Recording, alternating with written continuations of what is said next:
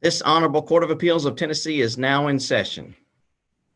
Good afternoon and welcome to the afternoon session of the Tennessee Court of Appeals. First of all, I want to tell you how much we appreciate both of you as well as your clients agreeing to participate in this process via Zoom. It's our response to trying to keep the wheels of justice turning during this pandemic. And as I've said several times, it's a work in process. So hopefully we'll learn something from each one of these we do. We really appreciate you doing it. Also appreciate Mr. Hibner and his staff in putting this together, as well as the AOC staff who have made it technologically possible. Just want to introduce your panel before we call the case and make sure everybody has an understanding of what we're doing. Your panel this afternoon will be Judge Arnold Golden from Memphis, Judge Kenny Armstrong from Memphis, and I'm Steve Stafford from Dyersburg. As both of you are experienced practitioners, so you know the drill here. Each of you gets 15 minutes to make its oral argument. If you're the appellant and you wish to reserve any rebuttal time, please do that after you've introduced yourself and before you begin your oral argument. And you may reserve up to 5 minutes of rebuttal time. Mr. Hebner, anything we need to take up before we get started? No, Your Honor. All right, you may call the case. Susan Durham versus Estate of Gus Losleben et al. Good afternoon, Your Honors. My name is Ben Harmon, and may it please the court, I represent the appellant, Ms. Susan Durham, and I'm asking to reserve 3 minutes of rebuttal time in this matter. 3 minutes, yes, sir. You may proceed. Yes, Your Honor. This case arises out of a motor vehicle accident that occurred in Hardin County, Tennessee, in the 24th Judicial District in West Tennessee, in a very rural area of the county. And it presents 3 issues for the court today, one being the standard that the circuit court used to review the motion of the defendant to dismiss in this case. The second issue is whether the discovery rule told the commencement of the statute of limitations running in this case due to the manner of the breach and the unique facts in this matter. And third, whether or not Tennessee Code Annotated 28-1-110 applies to the governmental tort liability action statutes in this matter to toll the statute of limitations for 6 months or until the appointment of an administrator of an estate. I'd like to first address to the court the issue of civil procedure. This matter was that the incident that gave rise to this matter occurred on December the 9th of 2014. A complaint was filed by Mrs. Durham, the appellant in this matter, on December the 30th of 2015. And the defendant in this matter filed a motion to dismiss under the Tennessee Rules of Civil Procedure 12.02, citing number 6, failure to state a claim upon which relief can be granted. The circuit court made a decision under that rule and decided that because the defendant had carried their burden under that rule and dismissed the case. We would argue that the court misapplied that rule in that the defendant in this case, when they filed their motion, they filed along with it an opinion that had been given by the United States District Court. In this same matter, it had gone up on a 1983 claim and been sent back down. The court actually relied on that opinion in giving its ruling. Also, the plaintiff in this matter filed a number of exhibits, including correspondence and emails and letters between counsels for the party. The court did not exclude any of those and relied on those in giving its ruling also. Under Tennessee Rules of Civil Procedure 12.02, the last sentence clearly states, if on a motion asserting the defense number 6 to dismiss for a failure to state a claim upon which relief can be granted, matters outside the pleading are presented to and not excluded by the court, the motion shall be treated as one for summary judgment and disposed of as provided in Rule 56. I think it's clear, the facts show here that there were a number of matters considered and the judge relied on those matters, did not exclude anything in his hearing outside of the pleadings. and therefore this should have been analyzed by the court as a summary judgment motion under Rule 56. And we ask that the standard of review of this would be under that standard Rule 56 standard of review at this time, as we briefed in our argument in our brief. The second issue, and really the main issue we believe here in this case, is whether or not the discovery rule applies in this case to toll the running of the statute of limitations. The incident that occurred here is a unique set of facts. There was a large commercial fire truck, I believe it was actually a water tanker truck, and a large commercial tractor trailer used for hauling logs that collided quite violently on a very rural piece of road in a rural part of the county. There were no witnesses to the collision, and both drivers unfortunately died upon impact. The discovery of the accident is what we're mainly, the discovery of the manner of the breach of duty is mainly what we're relying on and what we believe the discovery rule would toll here. The Supreme Court in Foster versus Harris says, when talking about the discovery rule, that until a judicial remedy is available to a plaintiff, then the statute of limitations does not commence to run. And for there to be a judicial remedy available, you have to show that there was a breach of duty to the plaintiff. They've laid out a 4-piece test the Supreme Court has in this, and that is that you should know the occasion of the breach, the manner of the breach, the means of the breach, as well as the identity of the defendant. In this case, we know the occasion of the breach. The plaintiff knew that.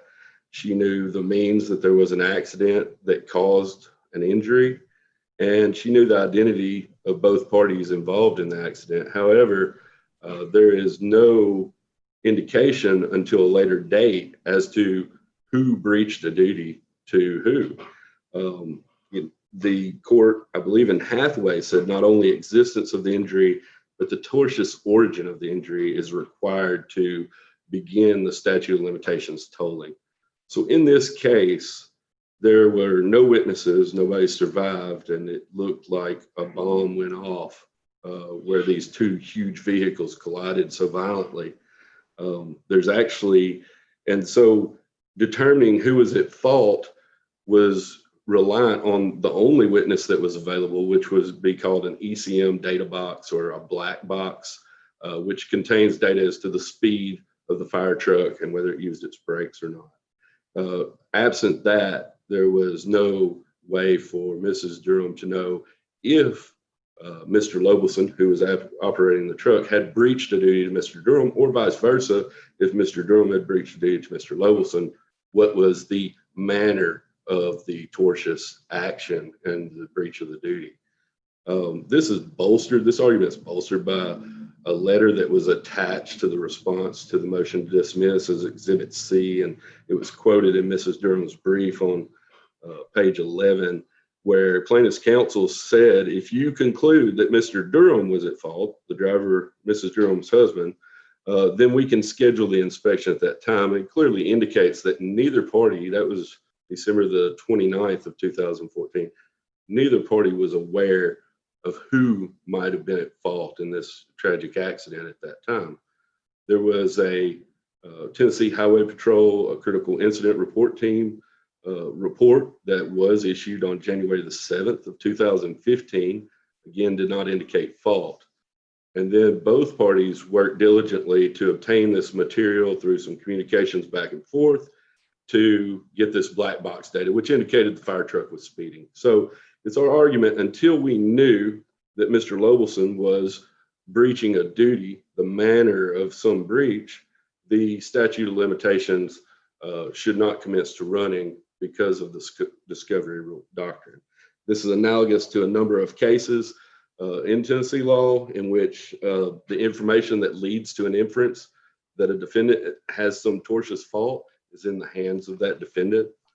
The circuit court ruled that the parties knew there'd been an accident and should have filed suit, but it did not rule that the parties knew who was at fault in that accident. And by that logic, we would argue that both parties would have had to file suit. It would have led to a frivolous litigation in that point, whereas the discovery rule operates to commence those actions once you discover who's at fault, what the origin of the tortious injury is. Now, whether or not Mrs. Durham used reasonable diligence to discover what that tortious injury was is a question for the trier of fact, we believe. It was not addressed by the court whether or not she did use reasonable diligence, and a 12.026 motion is not proper for that. But there are cases, Hathaway in particular, that says reasonable diligence to discover the manner of breach is an issue of material fact, not proper for summary judgment. So we believe that based on the discovery rule, that whether or not the statute of limitations commits to run on the date of the accident when there was no known cause or a breach at that time, or whether the statute of limitations should begin to run on, I believe it was in June of 2015 when the data was actually obtained, showing that Mr. Losleben was actually operating the vehicle in a manner that was negligent and breached a duty to Mr. Durham. So we're asking the court to remand that to the circuit court for a decision. I would like to also say that we have asserted that Tennessee Code Annotated 28-1-110 is an operation that works under the survival statute in Tennessee and provides that when a decedent is a defendant, there should be a tolling of 6 months or until an administrator is appointed to that person's estate shall toll the statute of limitations not to commence until that time has occurred. And we think that would apply here. It's never been applied to the GTLA in the state of Tennessee. The GTLA is to be strictly construed at 12 months. However, the courts have applied the discovery rule, and the logic behind that has been that it does not alter or expand the 12 months strictly construed under the statute. Rather, it just states when the statute would start to run. And 28-1-110 operates under the same logic, and we believe it would absolutely apply in this case. So Mrs. Durham believes that there are two different ways that the statute should be extended. The main one is that the discovery rule should apply because she was unable to discover the manner of breach of duty that Mr. Losleben may have had until the only witness to this accident, that ECM data, that black box, was obtained by her and able to be analyzed. And we ask this court to remand that. See the rest of my time, or if the court has any questions. Seeing none, we will hear from the appellee. Thank you, Your Honor. Thank you. May it please the court. My name is Austin Stokes. I represent the estate of Gus Losleben, Hardin County Fire Department in Hardin County, Tennessee. The issue before the court today is whether the trial court properly determined that the appellant's claim is barred by the applicable statute of limitations in this case. We contend that the claim is barred, and as a result, the order of dismissal of the trial court should be affirmed. As a baseline premise in this matter, plaintiff's or appellant's claim is untimely. Claims against governmental entities and their employees brought in the state of Tennessee must strictly comply with the Tennessee Governmental Tort Liability Act.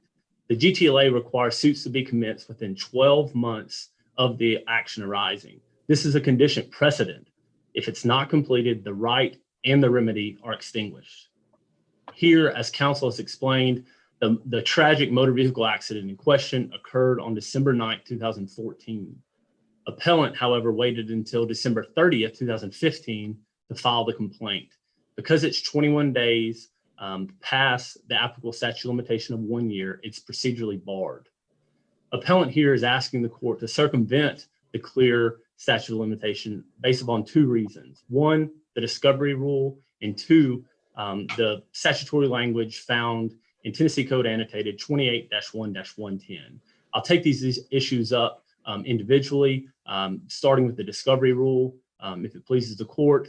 First, the discovery rule should not be able to be used as a shield for this untimely complaint. In Tennessee, the statute of limitation begins when the injury occurs or is discovered, or when it should have been discovered based upon a reasonable inquiry. Here, it's discovered when the plaintiff knows of an injury and or knows who caused the injury. The discovery rule tolls only during the period when the plaintiff has no knowledge at all of a wrong. It's not necessary that the plaintiff knows the extent of a defendant's conduct prior to filing suit. This court actually laid out a really good application, or an example of an application in the discovery rule in a 2018 case, Putnam versus Leach. That case involved a motor vehicle accident like the case we're here to talk about today. However, the example of an application of when the court should look at the discovery rule was very telling. In that case, the court went back to a dentist and a patient in 1975. In that case, they explained that a dentist somehow exposed a patient to hepatitis during a procedure in October. The following January, without the patient knowing, the following January, the patient became aware and was diagnosed with hepatitis.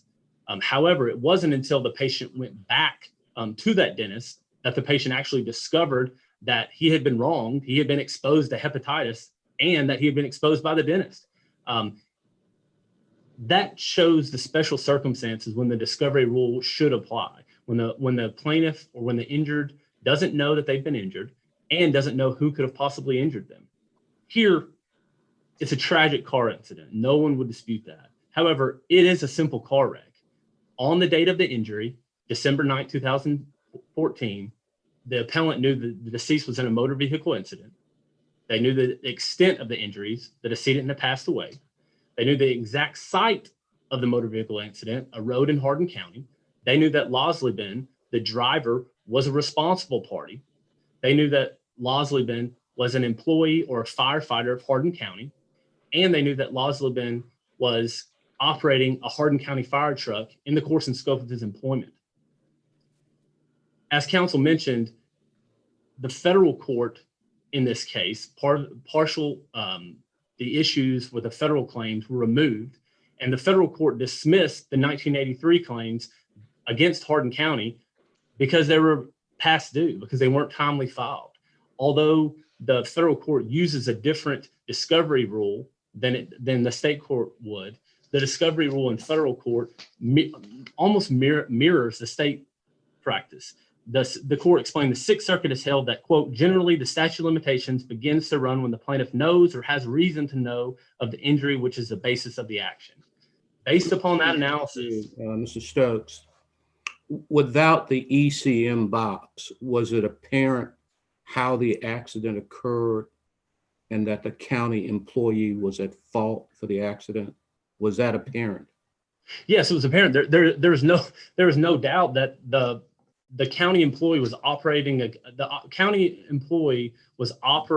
truck in his course and scope of his employment when the motor vehicle accident occurred. So therefore, he or the other driver, they were the only potential responsible parties, just like in every other car accident that happens. So based upon that, the federal court used. I'm sorry, what about the accident made it apparent that the county driver was at fault? Was it a rear-end collision, a head-on collision with the fire truck being on the wrong side of the roadway? I apologize. I didn't understand your question. Yes, that the black box had nothing to do with the actual positioning of the vehicles. The fire truck came across the center line and hit the decedent head-on. And then the position of the vehicles after that collision was where? I mean, that it was a devastating accident with vast destruction. But again, they were the only two cars on the road, and just like every other car wreck case, somebody had to be at fault. And the car that drove over the center line, I think that the plaintiff had at least the duty to exercise reasonable care to know that an injury had occurred on that date. All right. And so from an inspection of the accident site, it would have been apparent that the fire truck was on the wrong side of the roadway?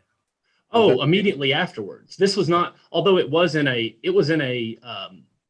It was in a rural part of Hardin County. That's undisputed. However, that this individual was not going alone. He was in a line of firefighters going to a site. So I understand that they were the only two in the accident, but the thought that, that on December 9th, everyone that knew what was going on didn't know that an accident occurred, just like every other car wreck case in Tennessee, that was very apparent. And the federal court found that. And again, although let me stop you just a minute, Mr. Stokes, because I think I know what Judge Armstrong's trying to ask, and I'm not sure you've answered it yet. But first of all, after the accident, could you look at the accident scene where the vehicles were positioned and ascertain what caused the accident? Obviously, there was a collision, but could you tell that the fire truck was over on the other side and actually was what caused the accident? Yes, it's my understanding that there were marks going across the lane, and the impact was a head-on collision in the decedent's lane. Okay. Now, let me ask you the second question. You said there were a line of firefighters. Were there witnesses to this collision as well? No, there were not actually. The actual two witnesses of the impact were the two decedents, unfortunately. Okay, so nobody witnessed the accident. No, Your Honor. Okay, all right. Well, I'm sorry. Now, What was this and- line of firefighters that you mentioned? I'm sorry, I didn't hear you. You said there was a line of firefighters. Where were they? They were on the way to the site. It's my understanding that Mr. Losleben was in the rear of the line. Okay. Okay, and let me ask you one other question. The location of the vehicles and the ability to ascertain that it was the fire truck that crossed the center lane, I assume that is all in the record. Yes and no. Yes to the fact that this action was removed, and before it was stayed, the federal court allowed discovery to proceed. However, we filed a motion to dismiss, asking the court to dismiss everything. The federal court remanded the state court action back down to Hardin County Circuit Court, and then before dismissing the federal matters, which were then taken up to the Sixth Circuit. Was there a law enforcement investigation of this at the scene? Yes, just as every other motor vehicle accident. And did they determine what the cause of the accident was? Ultimately, there was a report, a THP, a Tennessee Highway Patrol report that was issued. I believe it was a few days later, and then the big critical response, the big packet that is developed in certain circumstances was provided at a later date. But it was all well before the statute had run in this matter. And what was the determination? Did they determine in there that there were skid marks crossing onto the other side of the road and all of that sort of thing? Like you? Yes, the THP reports decide that there were that the fire truck had come across the center lane. It was in a curve, and the speed limit was posted 55 miles an hour. Let me go back to. Go ahead, Judge Armstrong. Stafford, go ahead. Let me go back to the yes and no answer. What was in the record that the trial court could look at to ascertain that whose fault the accident was at the time that the circuit court granted the motion to dismiss? Judge, and that goes to an issue that I was going to get to later. The standard, we don't think the trial court had to get outside of the pleadings. It was a 12B6 motion. So based upon. Yes, I understand that argument, but what is it that the trial court could look at and say, okay, I can see from the record that it was the firefighter or the fire truck crossing the line that caused the accident? Was there anything at that point in time? No, there's nothing in the record other than the complaint and our motion to dismiss. As counsel pointed out, we attached the opinion of the federal district court. However, I think it's fairly clear that the court could take judicial notice just so the court would know a congruent ruling of what had happened in the federal matter and how basically the procedural history of the case. Did the federal district court make a finding regarding the cause of the accident? No, it was the same. It was on the pleadings. So the court found that the date of the accident, December 9th, 2014, was the date that accrued, and that the complaint should have been filed on or before December 9th, 2015. And because it was filed on December 30th, that it was 21 days late, and then it was expired. Ms. Stokes, let me make sure I understand your argument about the discovery rule. You are not arguing that the discovery rule doesn't apply to GTLA claims. You're just arguing that it doesn't apply under the facts of this case. Is that right? That is absolutely correct. I think Sutton v. Barnes, it was a case that was actually cited in the appellant's brief. The court clearly says that the discovery rule can apply to the GTLA despite the strict construction. However, this case is not like the Sutton v. Barnes case. This case, just like the federal court found and just like the trial court found, the date the motor vehicle accident occurred was the date that it accrued, and that's the date that the time started ticking. I can see that I only have 2 minutes remaining, so I'm going to skip over to the remaining issue. The Tennessee Code annotated 28-1-110. That simply does not apply, realistically, under 2 reasons. One, that applies only to the death of a person, not the death of a county. Number 2, as we've explained, the GTLA, and as counsel has acknowledged, the GTLA requires strict compliance, strict construction. 29-20-104 provides other applicable statutes, and it actually lists 28-1-106 to 108. It excludes 110. And there's a reason for that. The court has explained that when something's clear and unambiguous, you apply the plain meaning. The court's explained that the legislature stated that the GTLA is a comprehensive statute, a statutory scheme, and here it's not included within the GTLA, and thus it shouldn't be considered by the court. And even a commonsensical approach to that, 110 is shown or is applied when there's an individual on the hook for liability. Here, under the GTLA, governmental entities such as Hardin County, their immunity is removed when the negligence of their employees, specifically in this case, in the operation of a motor vehicle under 29-20-202. So therefore, both entities or both individuals can't be immune, and both can't be on the hook for liability. So in this case, the county would have waived liability. So if the county is not immune, then the individual is immune, and that's fairly clear in the complaint. They've alleged that both entities were governmental entities. Both defendants were governmental entities, and Mr. Losleben was an employee. Therefore, because he's an employee acting in the course and scope of his employment, immunity is waived for the county, so he is immune. Thus, the 6 months in the 28-1-110 does not apply. Thank you for your time. Thank you. All right, Mr. Hartman, I believe you got 3 minutes. Yes, Your Honor. Just to address a couple things, and I'll start with the last thing that Mr. Stokes was speaking about with the 28-1-110. Just to say 29-20-206 says that once the liability has been removed, determined for the governmental liability has been removed, that the governmental entity is treated as a private person. So when you're analyzing that, I think that's an important statute to go to look at that. Going back to the accident and to the discovery rule in this matter, the key to it is, he said, as Mr. Stokes said, well, they knew there was a wrong. And I think that it's clear from everything that happened that even, like I say, the letter 20 days afterwards says, well, you're investigating. If you find our clients at fault, let us know and we'll make our vehicle available for inspection. And then in February, they come back and say, okay, well, we found the fire trucks at fault. The THP report was issued in January of 2015, January the 7th.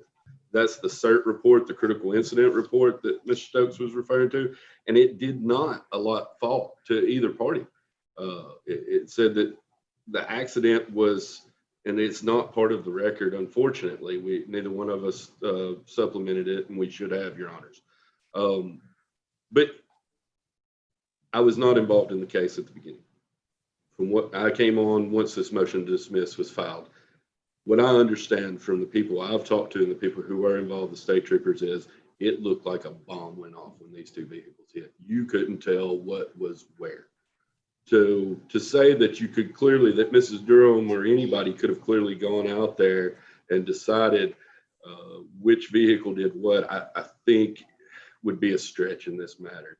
Or else the ECM data would not have been as important. There would not have been all the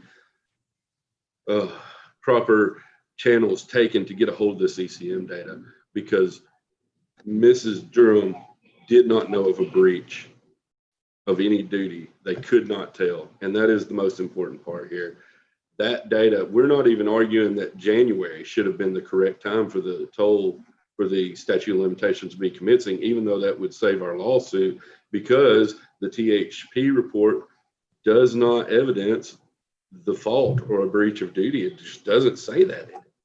So we believe, and we're arguing to the court, that until we receive that data saying that Mr. Losleben, I'm mispronouncing his name and I apologize, that he was speeding and did not apply his brakes, until we had that, we had no witness. We had no information that could have told us or give us an inference that a duty had been breached. Thank you, Your Honors, for your time. Thank you. Thank you both, counsel. We appreciate your argument. We'll attempt to get you an opinion at our earliest convenience.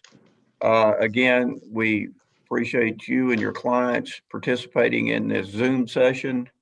We're thankful to Mr. Hebner and his staff for being able to put this together, as well as the AOC technology staff for making it happen. Having said that, Mr. Hebner, we will be in recess till the call of the next case this afternoon, please. This honorable court is now in recess until 2 p.m. Thank you.